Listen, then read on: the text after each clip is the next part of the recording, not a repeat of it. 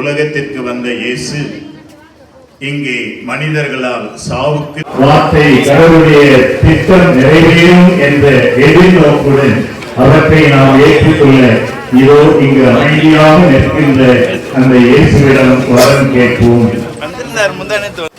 மனிதன் என்ற முறையிலே அவருக்கு இந்த சிலுவையின் சுமையை தாங்குவது என்பது தடுமாற்றத்தை கொடுக்கத்தான் செய்கின்றது. ஆனால் அந்த தடுமாற்றம் அவரை திசை மாற்றவில்லை. அவரது ஒரே குறிக்கோள் அவருடைய எதிர்நோக்கின் செயல் கடவுளின் திட்டத்தை நிறைவேற்றுவது.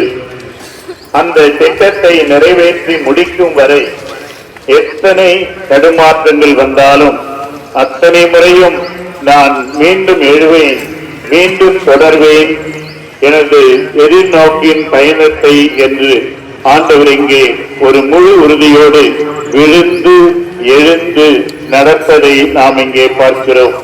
அன்புக்குரியவர்களே, நமது கிறிஸ்துவ வாழ்வு என்ற எதிர்நோக்கின் பாதையிலே தடுமாறுதல், விழுதல்